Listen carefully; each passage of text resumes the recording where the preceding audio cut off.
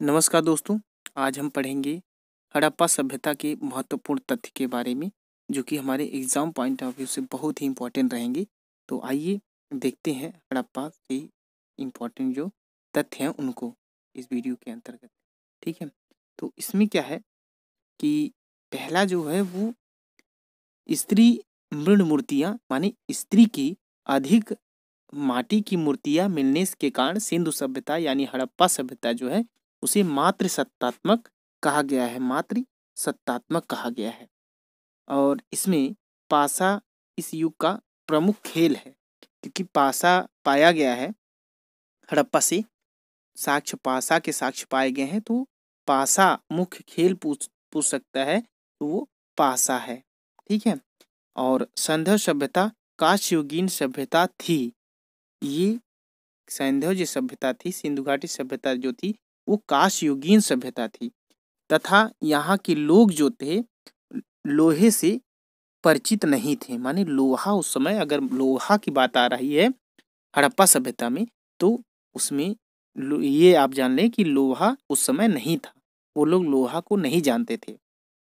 अब मोहनजोदड़ो में मिली प्रसिद्ध नर्तकी देवदासी की कांस्य प्रतिमा। ये भी नर्तकी का अगर ये पूछा कि किस धातु की थी तो कांस्य की थी। कांस्य प्रतिमा धातु निर्मित से इस युग में कांस्य का प्रयोग किए जाने का पता चलता है। ठीक है, तो ये पता चल जाता है कि मोहनजोदड़ो में कांसा का प्रतीक मिला है, कांसा मिला है। कांसा युगीन था, कांसा था उस समय। और नेक्स्ट है कि हड़प्पा के सामान्य आवास क्षेत्र के दक्षिण में एक ऐसा कब्रिस्तान स्थित है जिसे समाधि R37 नाम दिया गया। अब ये एग्जाम में पूछता है कि समाधि R37 ये क्या है। तो ये कब्रिस्तान है हड़प्पा के सामान्य आवास क्षेत्र के दक्षिण में एक ऐसा कब्रिस्तान है। ठीक है, वो जो कब्रिस्तान है उसी का नाम समाधि R37 रखा गया है। ठीक है। और नेक्स्ट पूछता है कि मोहनजोदड़ो नगर के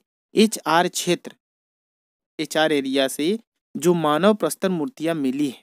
ठीक है, तो मानव प्रस्तर मूर्तियां HR क्षेत्र से मिली है, ये पूछता है।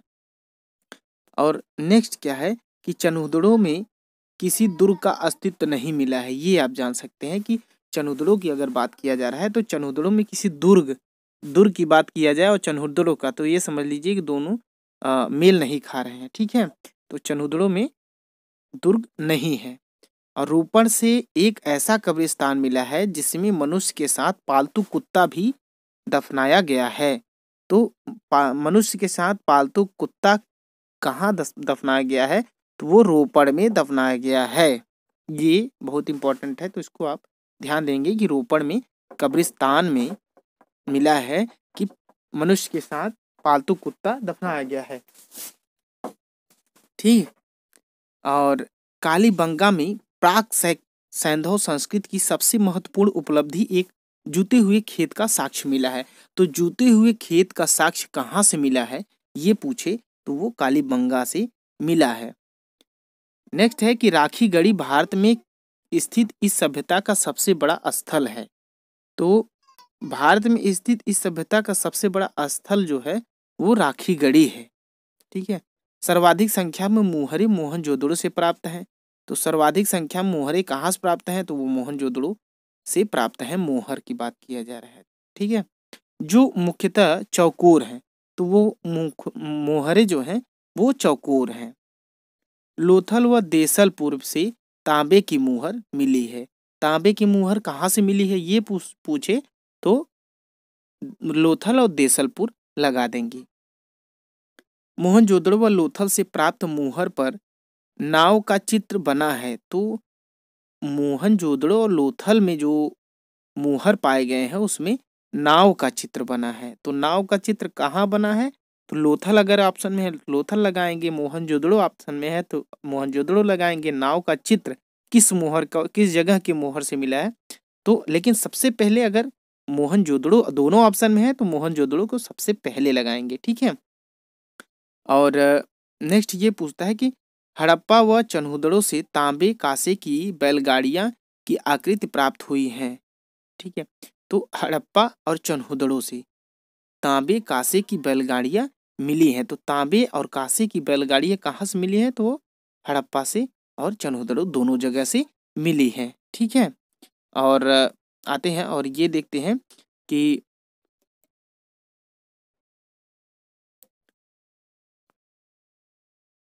आंशिक समाधान हड़प्पा कलश समाधान मोहनजोदड़ो तथा प्रतीकात्मक समाधान कालीबंगा से मिला है।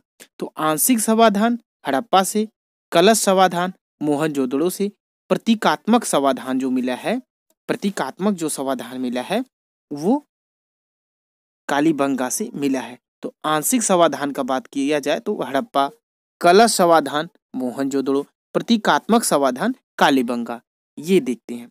और आगे देखते हैं कि हड़प्पा सभ्यता में मातृ देवी की उपासना सर्वाधिक प्रचलित थी। तो हड़प्पा सभ्यता में किस देवी की सर्वाधिक उपासना, किस देवी की सबसे अधिक प्रचलित थी? तो वो मातृ देवी की उपासना सर्वाधिक प्रचलित थी। तो ये जो मूर्ति पूजा करते थे, ठीक है, ये मूर्ति पूजा करते थे। और आगे स्टेप है कि चावल के प्रथम साक्ष्य लोथल से प्राप्त हुए हैं। तो चावल के प्रथम साक्ष्य कहाँ से प्राप्त हुए हैं? तो लोथल आप लगा देंगे। और नेक्स्ट जो है वो प्रस्तर मूर्तियों में सर्वप्रथम मोहनजोदड़ो से प्राप्त योगी अथवा पुरोहित की मूर्ति मिली है। तो वो मोहनजोदड़ो से मिली है योगी अथवा पुरोहित की मूर्ति, सर्वप्रथम जो मूर्ति मिली है। और नेक्स्ट है मोहनजोदड़ो व कालीबंगा से प्राप्त कुछ मोहरों पर पशु बलि के, ठीक है, पशु बलि के प्रमाण मिले हैं। ये मोहनजोदड़ो और कालीबंगा से कुछ मोहरों पे, माने सभी मोहरों पे नहीं, कुछ मोहरों पे पशु बलि और प्रमाण मिलते हैं, पशु बलि के प्रमाण मिलते हैं। ठीक है, लोथल से चावल के अवशेष, लोथल से चावल के अवशेष, रंगपुर से धान की भूसी के अवशेष, ये स्थल वर्तमान में गुजरात में है। लोथल और रंगपुर जो है ये गुजरात में स्थित है, लेकिन लोथल से चावल मिले हैं, रंगपुर से धान की भूसी मिली है। ये साक्ष्य जो है ये बहुत इंपॉर्टेंट है। और धान की भूसी रंगपुर ये भी पूछा गया है एग्जाम में, और लोथल से चावल के साक्ष्य मिले हैं ये भी पूछा गया है। तो ये दोनों इंपॉर्टेंट हैं, लोथल चावल, रंगपुर धान की भूसी, ये आप रट लेंगे। कपास सैंधव लोगों की मूल फसल थी। तो सैंधव लोगों की मूल फसल क्या थी? तो वो कपास थी।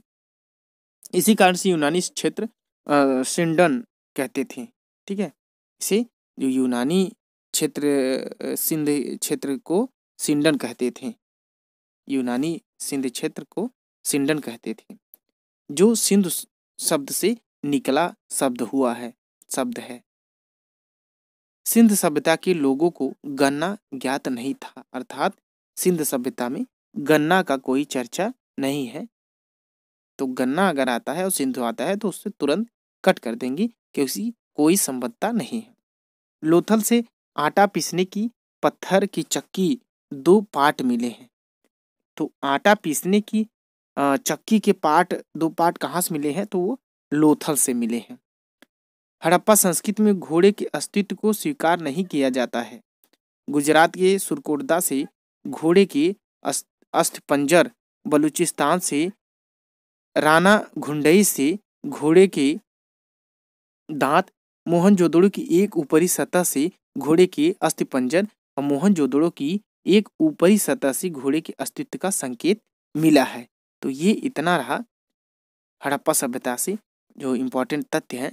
तो दोस्तों इस वीडियो को पूरा थोड़ा ध्यान से देखें, और इसमें जो मैंने लिखा है इस बुक से जो लिया है तो इसे ध्यान से पूरा पढ़ लें, अपने हिसाब से इसको ट्रिक जैसा समझ लें, क्योंकि ये बहुत ही इम्पोर्टेंट तथ्य है जहाँ से पूछा गया है।